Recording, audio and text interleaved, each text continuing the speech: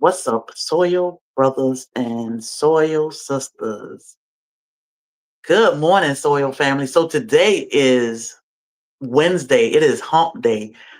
This is our normal live day. I'm not late because I did set this live to be later. So as you enter the room, if you can do us a favor and share this live out, because it's gonna be tons of information that you need. Trust me. Um, Make sure you are following or subscribe to us. I'm gonna give y'all a place to check out and we're gonna talk about some things.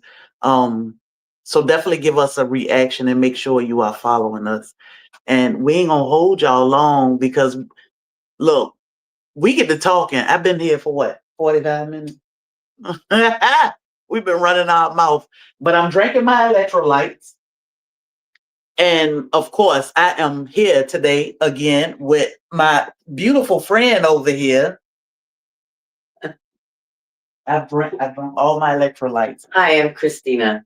Good morning. So some of y'all met her the other day when I was here. And a lot of y'all want to talk. And so we gonna talk to her today. We gonna find out who she is and what she do, because we got a lot of questions about what is this, how does this work, or is it safe or whatever. But this lady is a wealth of knowledge, y'all. When it comes to healing yourself, getting your body prepared, because we got to be in the right condition for the body to heal itself. So some of the things you can do to begin to heal yourself, and things that may be for you and may not be for you, we're gonna talk about today. But so y'all make sure y'all say hello to Christina over Hi. here. Hi, good morning. I wanted to start off this conversation this morning that anything we talk about today, Sherry, is not meant to be medical advice. Not at all. If you have medical questions that are medical in nature, always consult your provider. There should never be a substitute for your provider. And you should always dig into, research each subject as it applies to you. Yes, ma'am. Because what works for you may not work for someone else. Okay. And what's for you may not be for someone else. True. Because of their physical limitations. Okay. It also might not be for you because of, emotional limitations. Okay. So for all those reasons, you have to consider, all of the subject, not just take, this conversation as gospel and say, okay, she said that. We're really talking in generalities today, and again, not medical advice. So please don't take it as such. Sure. Okay. Yes, ma'am. Thank So you. we're gonna start with there saying, hello, Christina. Good morning. Good morning. I want to thank you for all the wonderful information. So we have Facebook and YouTube here actually. Right now we have 152 people watching, so they can always catch the replay of this. But first we want to introduce you. This is Christina, who you are and what do you do? My name is Christina Haskett. I'm a hydrocolon therapist, formerly EMS paramedic, for a very long time, more than 20 years. So anyway, I was in emergency services for a long time, and like a lot of people, we get older, and some things are not for us anymore. That's right. Things that were for us 30 years ago may not be for us in our later 40s. Yeah. Now I'm already 57, so I'm I'm no young spring chicken anymore. And I found hydrocolon therapy in my journey to my own health, because a lot of our jobs are very stressful, and we're taught how to help and heal and save other people's lives, but we're never really taught how to save our own.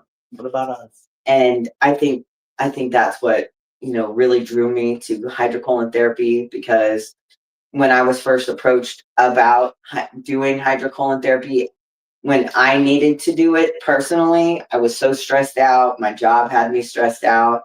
My partners had me stressed out, and somebody said to me, hey, girl, you need to have a colonic. And I said, what is that?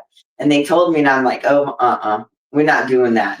Because I'm not, nothing's going in there. Yeah, yeah. And nobody's going to touch that. Yeah. Okay. And I was very apprehensive about doing a colonic. And it took several different people mentioning it before I was even willing to consider it, you know? And I had to find the right practitioner, somebody I was comfortable with. Yes. Somebody that I felt like could walk me through the process and not make me feel uncomfortable. True. That was not overdressed or, too lackadaisical in their nature of how they approached it. Somebody who was thorough and could explain to me what the process was and could do a lot of hand holding because I was a big old baby. Yeah. Anyway, so that's how I got into hydrocolon therapy because, as a leader and being in EMS, we do things exactly the same way every single time so that you don't have to focus on anything but the person in front of you. I was someone who couldn't let anything slip by me. Yeah. Okay. So the word allowing for me is a big word. Okay. I had to control every single aspect of every single thing so nothing would go wrong. Yes. But hydrocolon therapy, you're in a vulnerable place. You're working in a vulnerable place. And that word allowing was very big for me because I had to allow the material to leave my body. Yes. And it took one session to really settle down to understand what I need to do.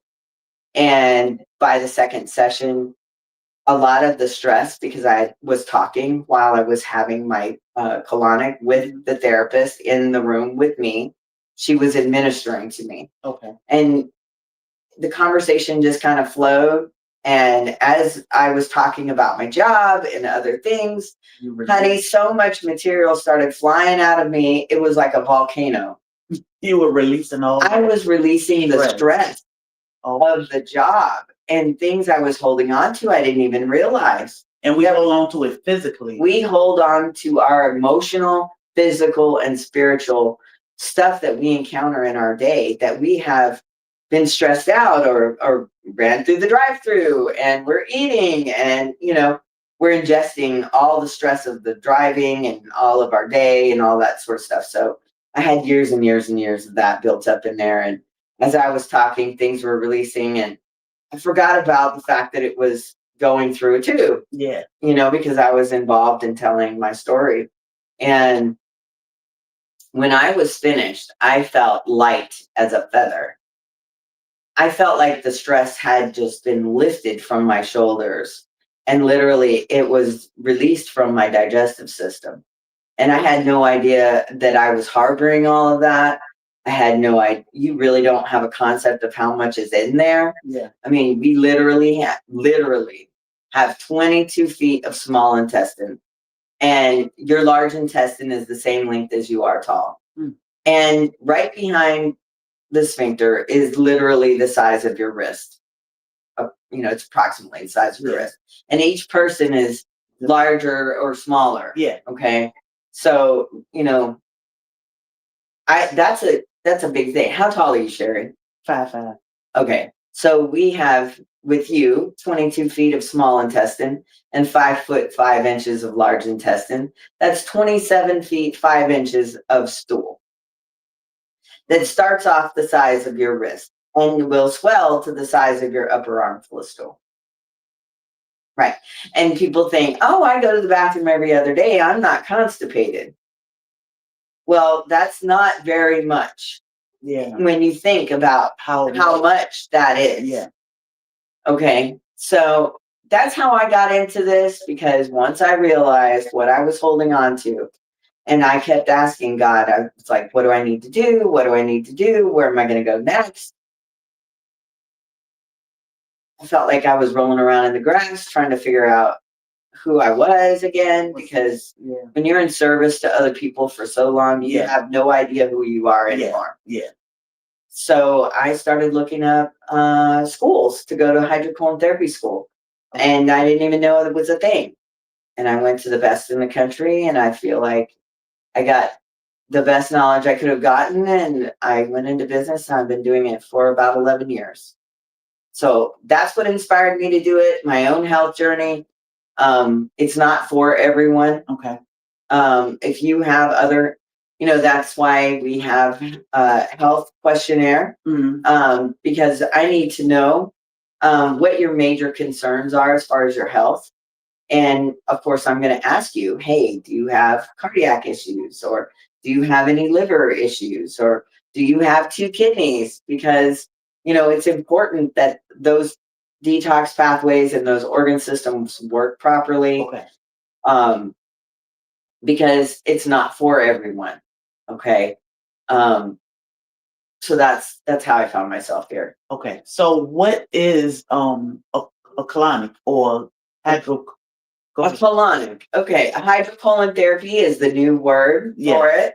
Colonic is a very old word for this. And before that, it was called a high enema, or a lot of old Jewish guys call it a high enema. Okay. And it's not a high enema. Yeah. But that's an older word for it. Okay.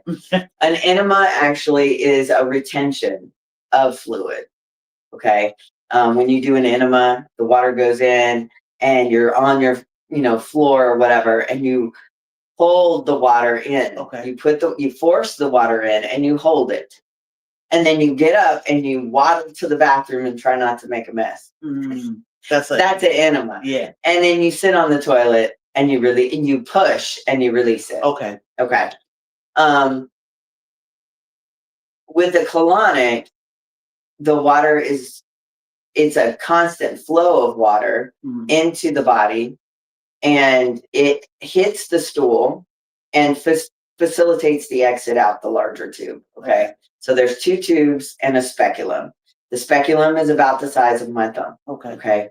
And which isn't very big. Yeah. Hold your wrist up. And okay. So yeah, your wrist okay. So that's how big the tube is, and that's how big your rectum is behind your sphincter. What? About the size of your wrist. I was about to say, wait a minute. So it's tiny, is the point. Yeah. Okay. The tube is tiny compared to your rectum. Okay. Inside. Makes sense. Okay. So, right. So the speculum is inserted into the rectum about a half an inch. Okay. It just needs to go past the sphincters, right? And then there's two ports. One has filtered water that comes from 6 filters underneath the machine. The water goes in, it's forward, it hits the stool and begins to soften it. So it hits the stool and goes straight out the other tube, in and out, not a pause in between. Okay. It goes in, hits the stool, and out the larger tube, straight to the sewer. So there's no smell, there's no mess, it doesn't hurt.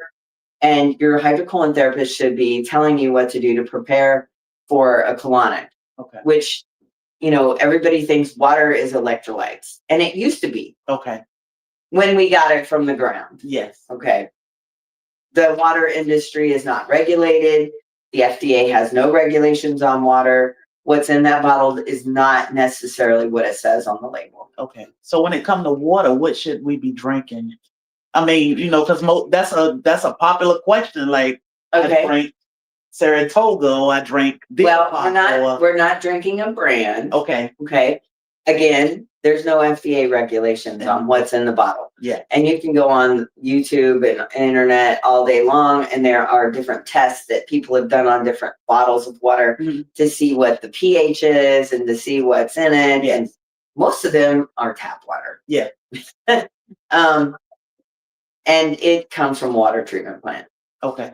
And, they're like, oh, well, it's spring water from the Alps. Well, my question to you is, if it's spring water from the Alps and there's billions of water bottles, how much water do you think is in the Alps? Do you think they still have any water left? Yeah. Probably not. So I don't know that is exactly what it says it is. It may only be 10%. In there, or it might not even be that at all. It might just be a brand they're selling you. So when we're not drinking water from our own personal well or going to a spring and you see it come out of the ground and you're filling your bottles, glass bottles, then you can make the assumption there is no electrolytes in it, no matter what it says on the bottle. Okay. So I always ask the people that come to see me when they're on the phone with me, like, listen, I need you to add electrolytes separate from the water that you're drinking, because water does not have electrolytes in it anymore. Okay. Even when the bottle says it has electrolytes. Sometimes that's an electrostatic conversion when they run it through a machine and they alter it with some electricity. And then when it goes in the bottle and sits for a little while, it goes right back to regular, and it's still tap water. In some cases. Okay. So anyway, it's just better to be safe than sorry, because you need to have those electrolytes on board prior to having a colonic. The reason is, and this is a big misnomer, okay, is they, on the internet, when you look it up, it says colonics dehydrate you. That is not the case.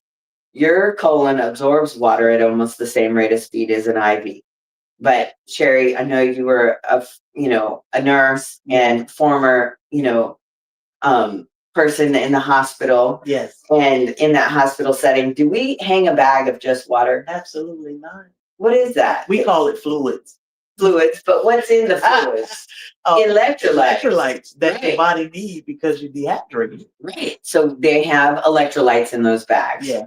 And it's not just water. Yeah. And that's what that's the piece that we're missing, is that there are no electrolytes in this water. So when you're just drinking water in preparation for a colonic, then you're already diluting your current electrolytes that you have in your body. Yeah. Because you'll drink this plain water and it grabs your minerals and you urinate them out. Yeah. Okay. And so then you go to have a colonic and your body absorbs water at the same rate of speed as an IV, and there's no electrolytes in that water either. Yeah. So you're diluting and hydrating that body, and diluting those electrolytes further. So that's the reason that you must drink your electrolytes the day before you come to see any colon hydrotherapist. You will have a better session. You will not be having any cramping. A cramp is a cramp is a cramp. If you have a cramp in your leg, or a cramp in your colon, or cramp in your head, or a cramp in your chest, it's the same. It comes from the same reasons. Electrolytes. Electrolytes. Yes.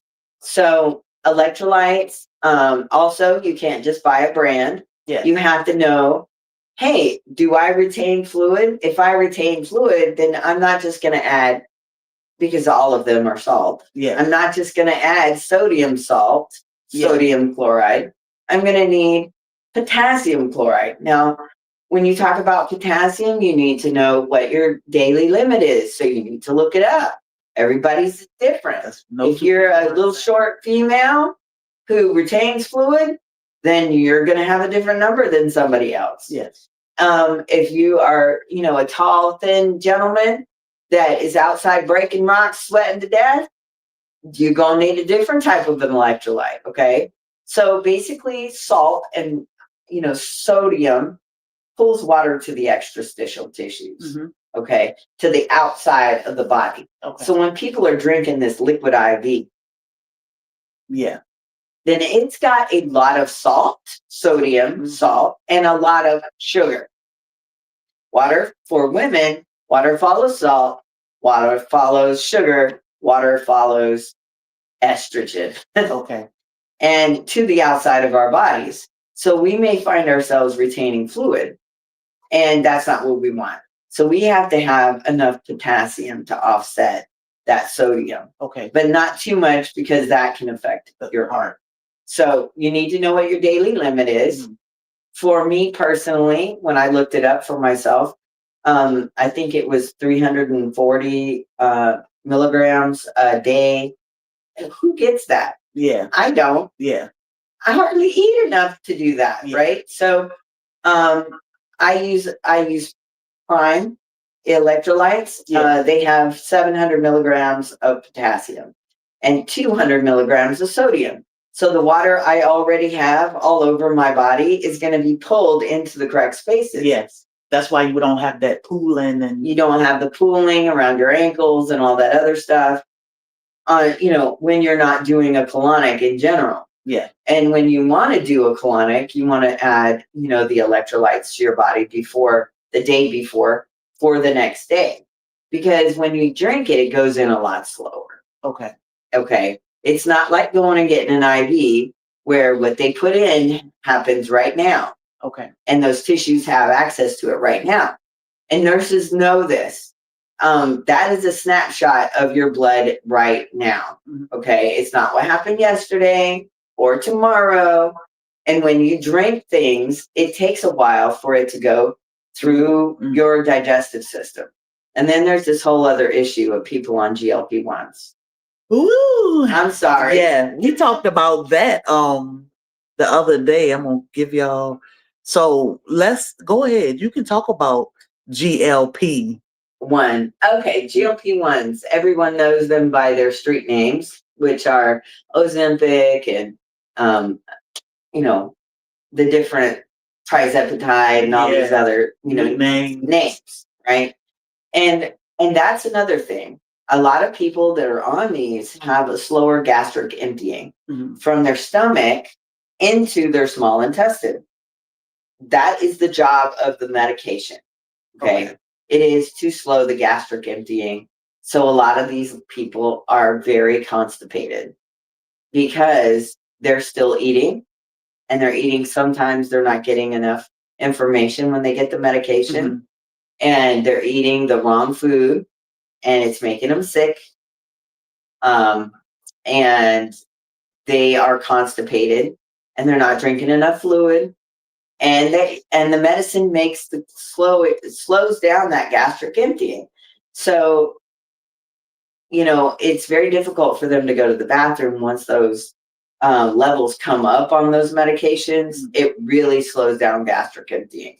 So a colonic is definitely what's needed in that case. Okay, because a lot of people they don't understand the difference in the GLP-1 and 2, or why. Well, they think they're getting them because I need my blood sugar levels controlled, or because I need to lose weight.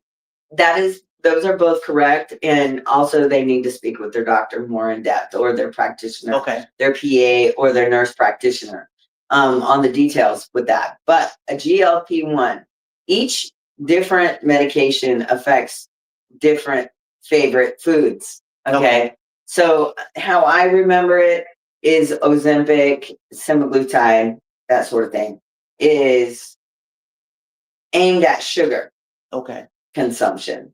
Okay. What's sugar? That's a whole nother subject, because sugar comes in many forms and it hides in things. Okay.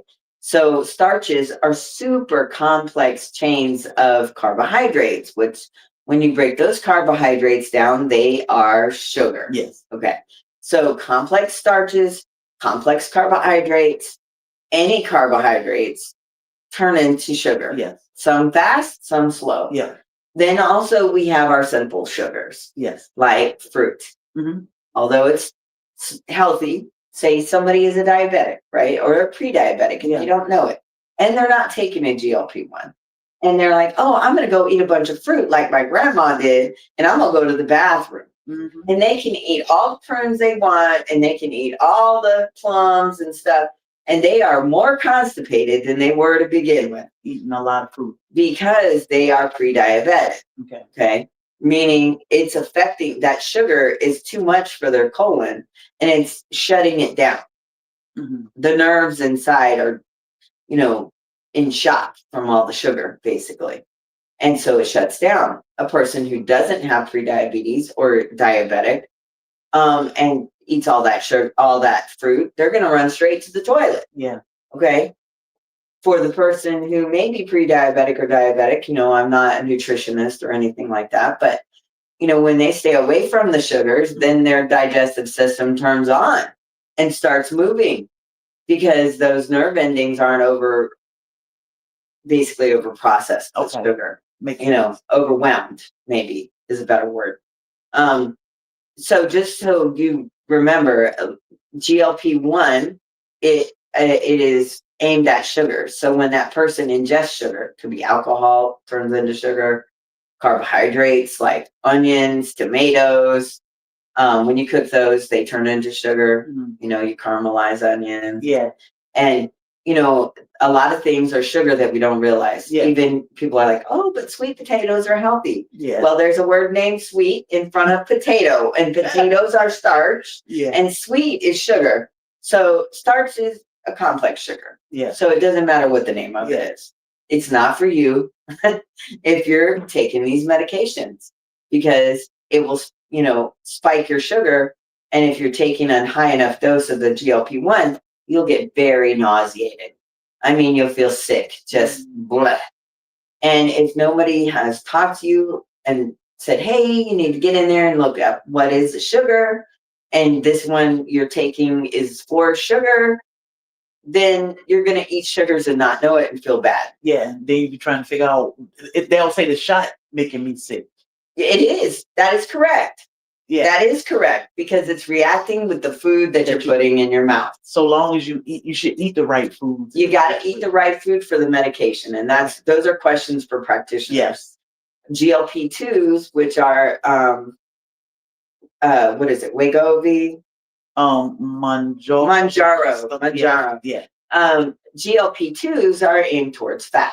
Mm-hmm. Okay. So some of us are like our fatty foods and fried foods. And that medicine is geared towards those people.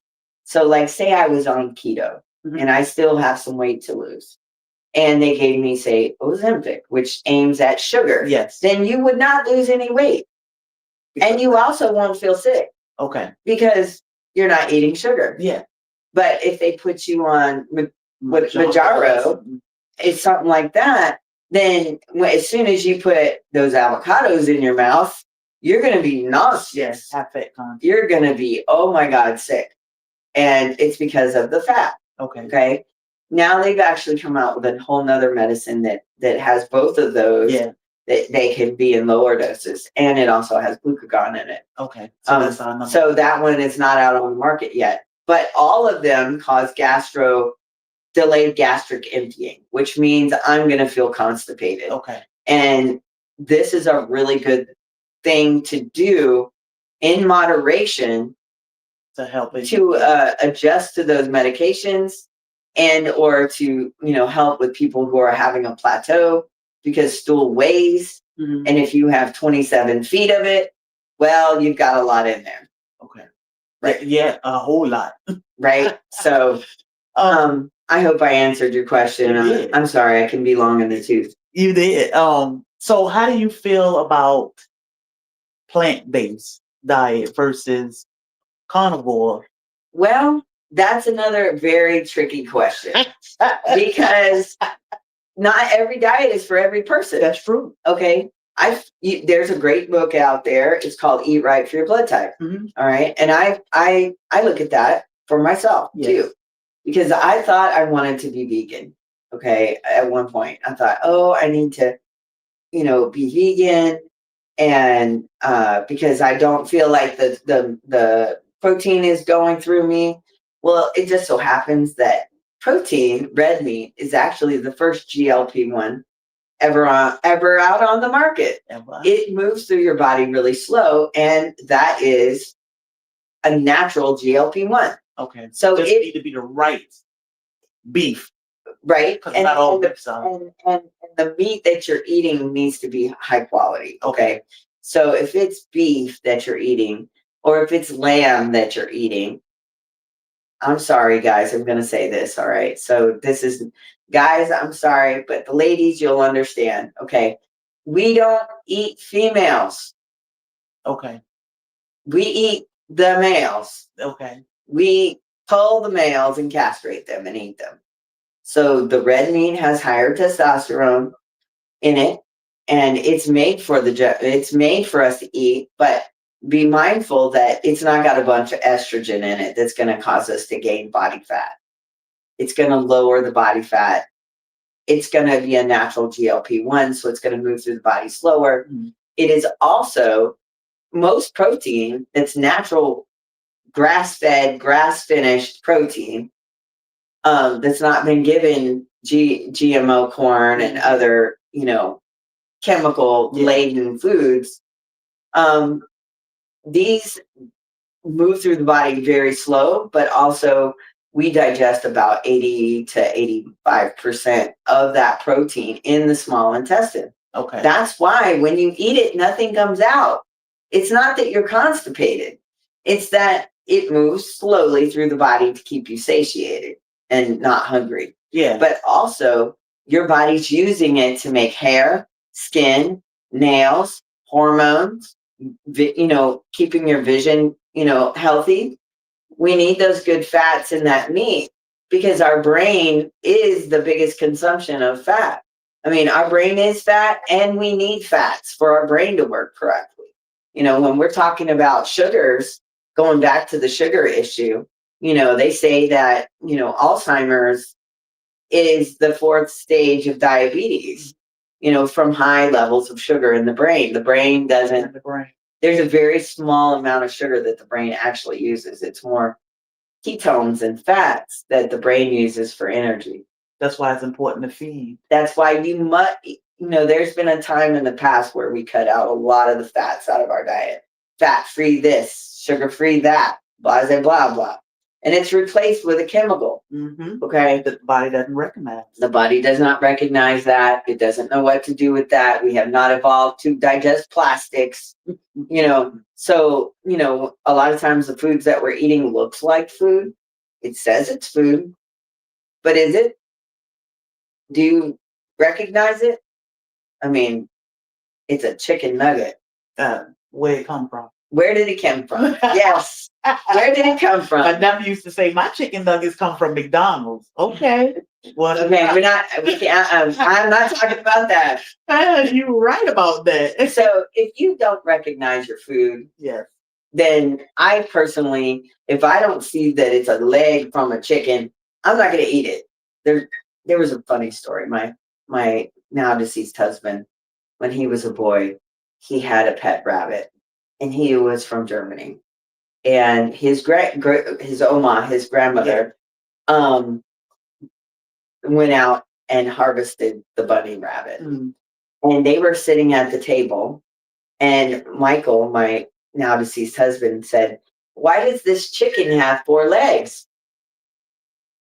It was actually the bunny rabbit. So, a leg is a leg when it's not attached to something. Yeah. So you should know where your food is coming from. Yes. We are too far away from our food. We don't know where our food is coming from. We're not getting it locally. It's coming from other countries after it's been treated with chemistry and things. There's a lot of really good local gardens to get the food from, and also,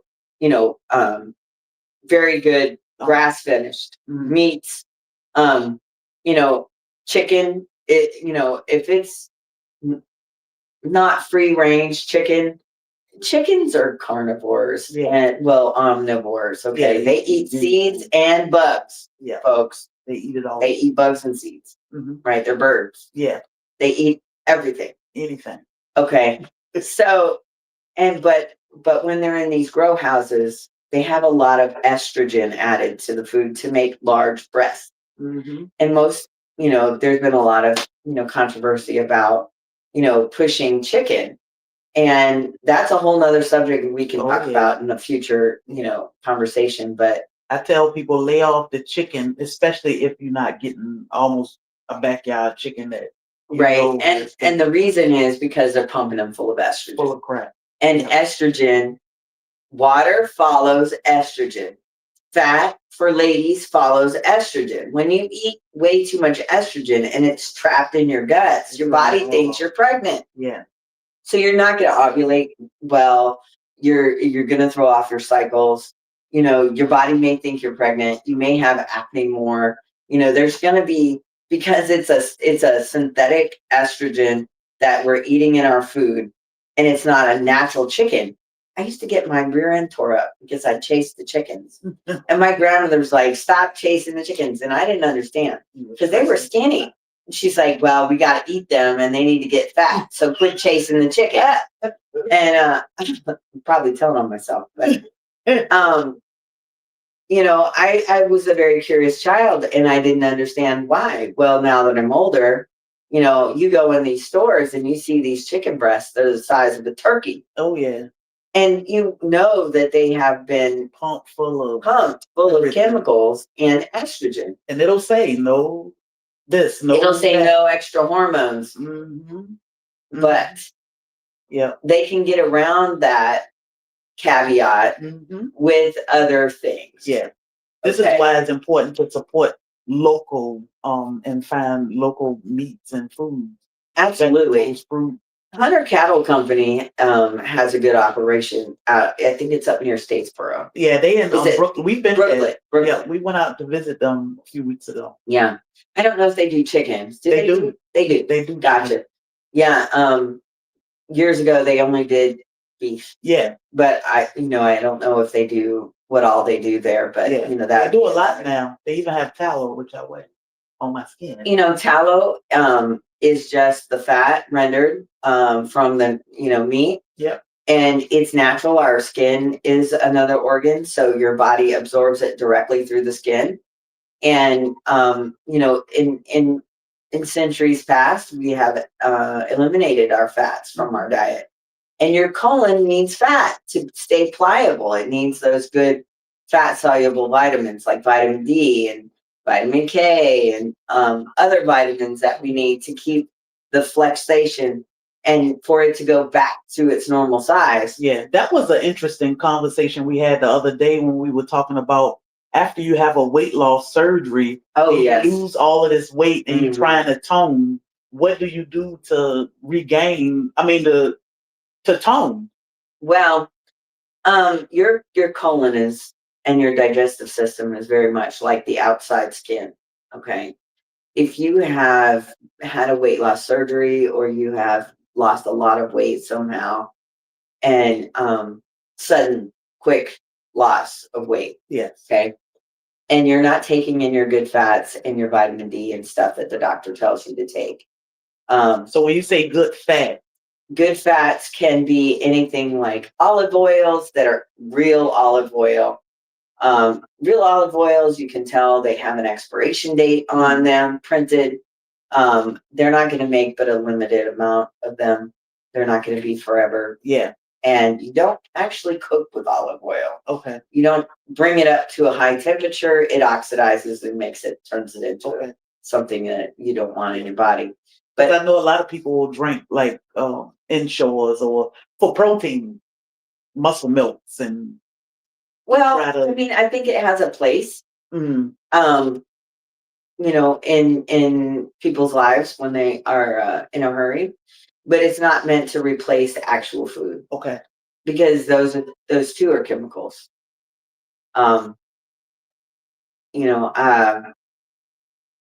If you have someone that's failing to thrive, an elderly person or something, or someone that doesn't have teeth, in their mouth, and they can't chew the meat, then they have to do something, to get the protein in.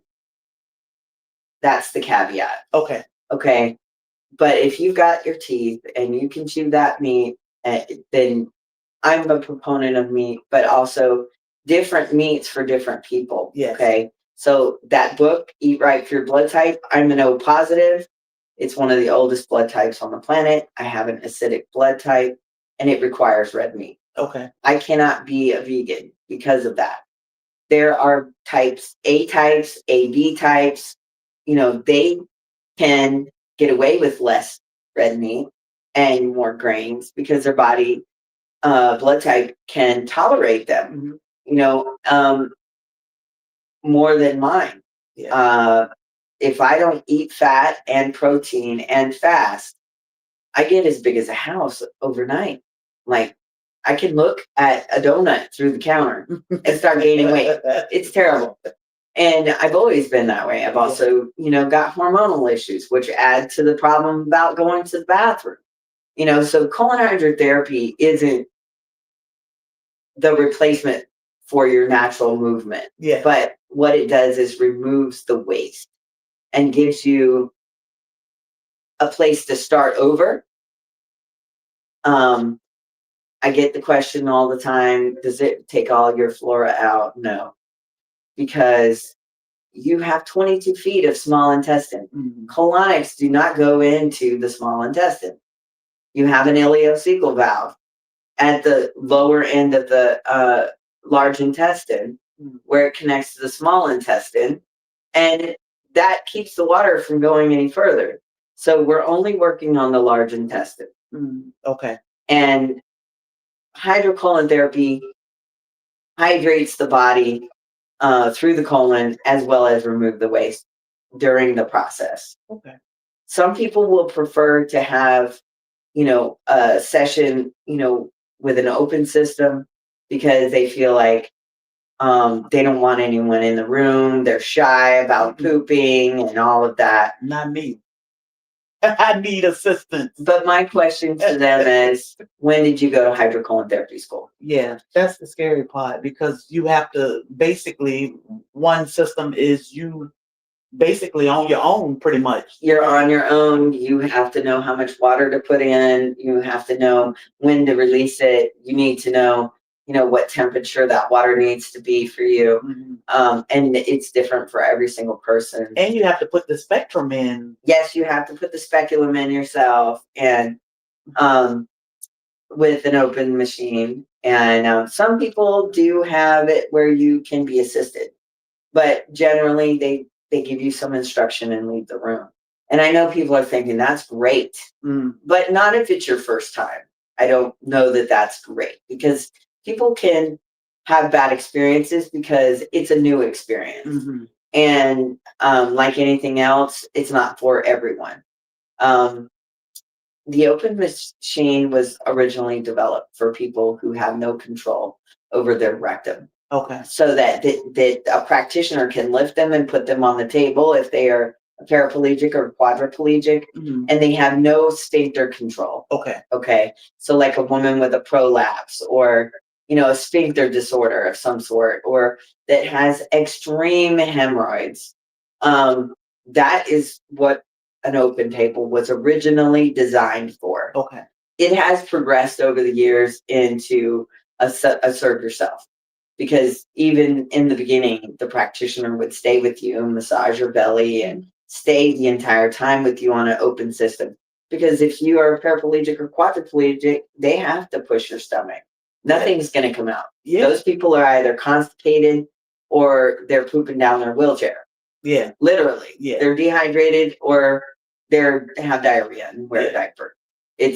I feel horrible. Yeah. I love the fact that, I've been coming here for years, and I'm so comfortable because you are there to hold my hand.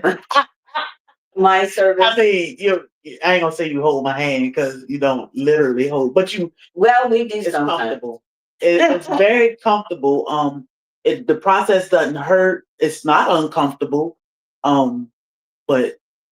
Well, and we talked about the closed system, or the open system. Yeah. So I have a closed system. Yes. And that means I am your practitioner. I'm going to ask you the questions that need to be asked during the consultation. Yes. No, you cannot forego the consultation, because I need to know where you are physically, if it's right for you or if it's not right for you. Yeah. I don't have any predatory practices. If you're not a candidate, I'm going to tell you. Yeah. I'm going to tell you why.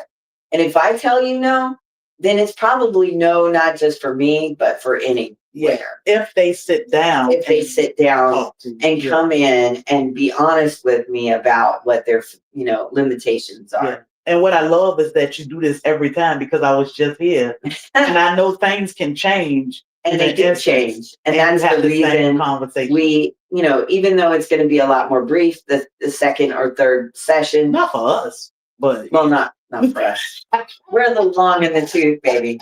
But, but generally the first one is in depth, so I can get to know you. And, if there's been an extended period of time between colonics, then we need to revisit that, obviously. But a closed system means that there is a speculum that's a little larger, about the size of my thumb, that's inserted into the rectum. The water goes in, hits the stool, and facilitates the exit of that stool through the larger tube straight to the sewer. So there's no smell, there's no mess, it doesn't hurt. If you take your electrolytes like you're supposed to the day before and that morning, not on the way to the colonic, Yeah. you won't have any cramping. And you'll have a very smooth session. There is a little bit of anxiety around having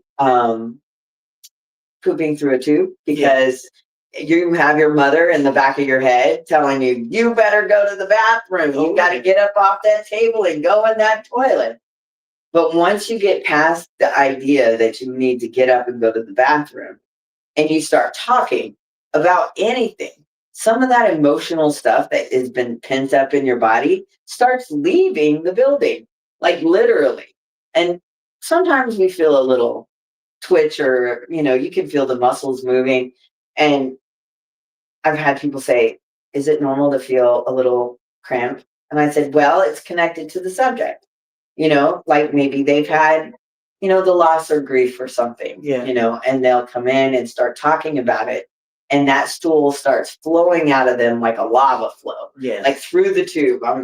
Sometimes I'm like, listen, we just need to breathe for a few minutes because they're so connected. Their brain and their digestive system are so connected that, we want to slow that process down a little bit to make sure that it stays going through the tube. So I love what you said about the bathroom, the purpose for the bathroom. Oh, yes. Well, I like to think of the bathroom as a place for things that no longer serve you.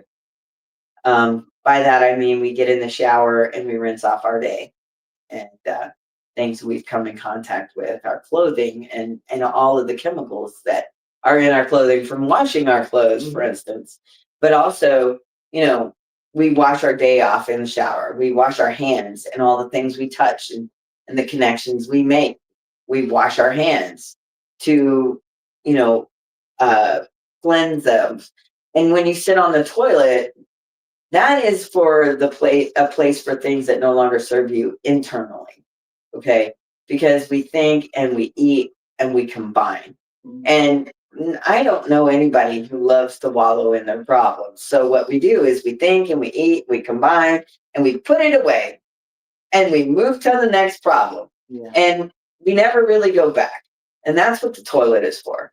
We cannot take our cell phone to the bathroom. Okay. Literally, you can't put stuff in from the phone and take stuff out at the same time. Okay. Stuff, I mean poop. Okay. And because we'll see something that upsets us, a text message from a job that we're our day off, or the kids, texting you from the bedroom that they are hungry or whatever, or you'll see something on the news that upsets you. As soon as your adrenals come on, your digestion shuts off. The more stress you have, the less you go to the bathroom. So the bathroom is a sanctuary. It is a place for things that no longer serve you. It is a place to wash your day away, to cleanse your hands, bless yourself, and sit on the toilet and release the things that no longer serve you. The things you ingested when you were thinking and you were eating and you were ingesting them. That stuff has to come out somewhere. And that's where it goes. As long as you're not on your cell phone putting more in, then how are you ever going to release anything? I like that. Once you're stressed and your adrenals come on, nothing's going to happen sitting on that toilet. And then you'll end up straining and pushing. And that causes internal hemorrhoids and external hemorrhoids and discomfort and sitting on the toilet too long, sitting on your phone, watching the news, playing a game or whatever, and you sit on that toilet more than 10 minutes, you're asking for it. Oh, yeah. Because 3/4 of your body weight is your hips to your head, so, and all that's just resting on your sphincter that's actually being balanced on two edges. And that doesn't include the pushing. Okay. And most people don't even use the bathroom, don't even sit on the toilet correctly.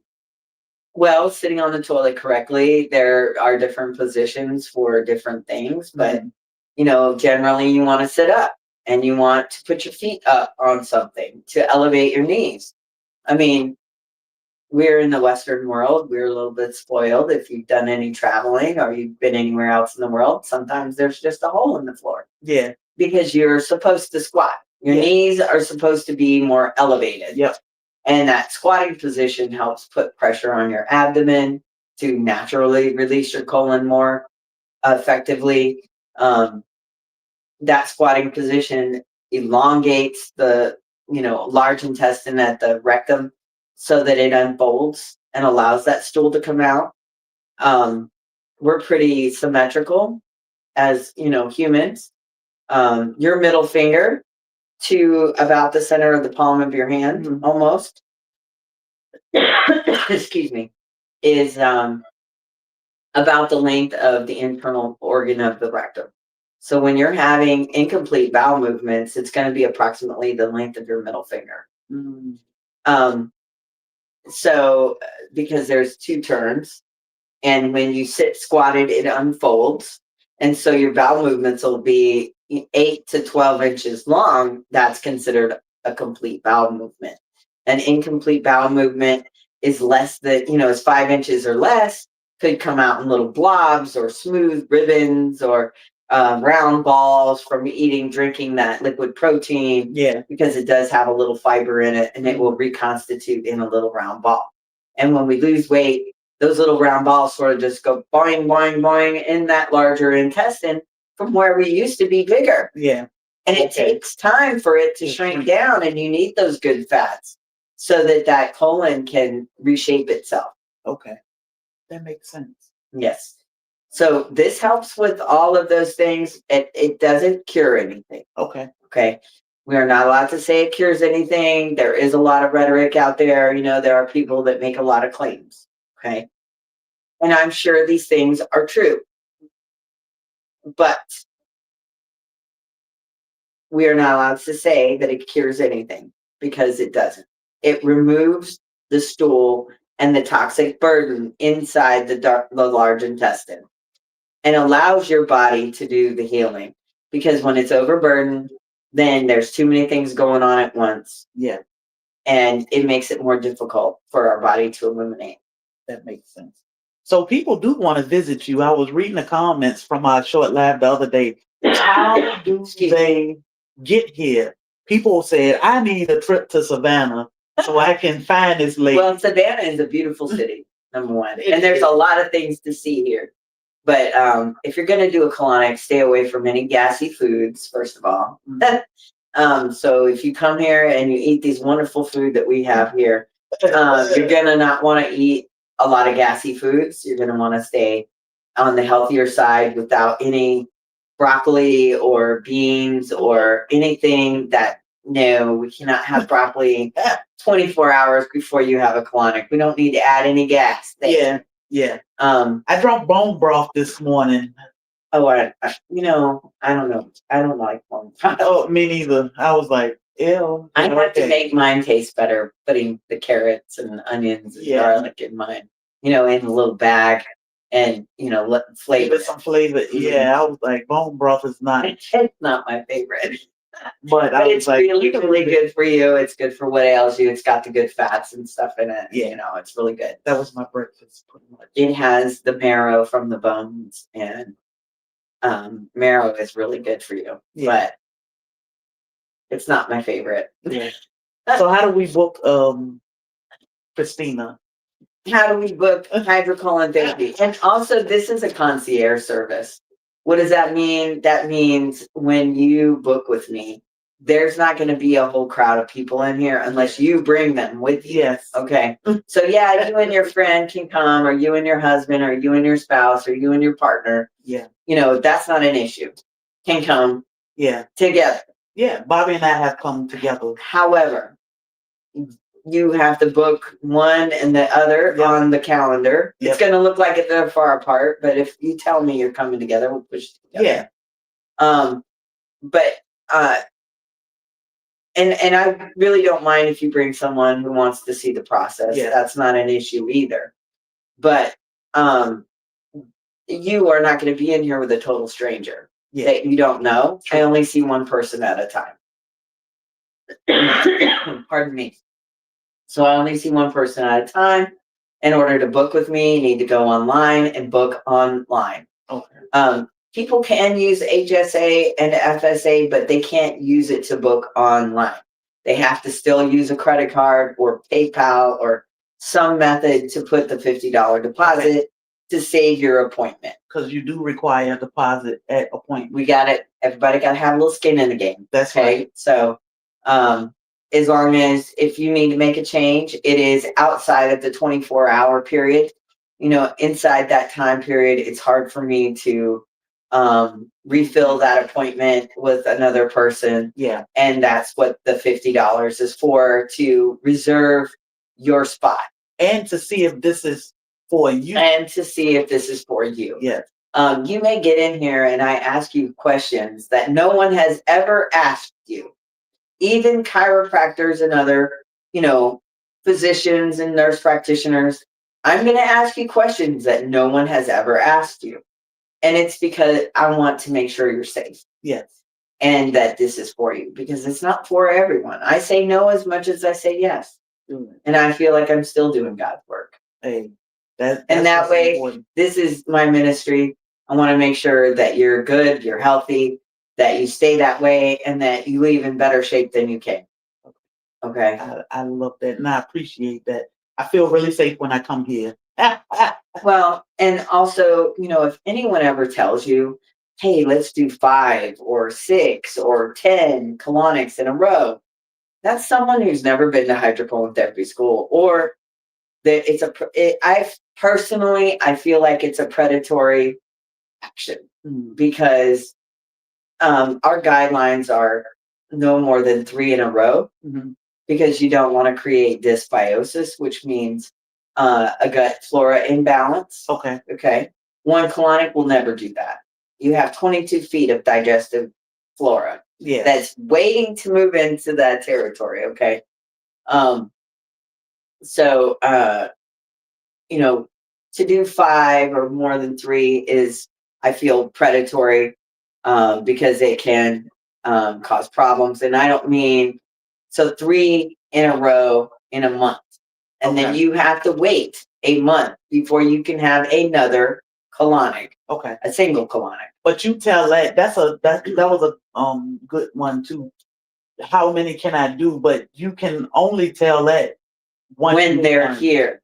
Yeah. And I can't tell you, hey, you need Sherry, you need 3 just because you're sitting here.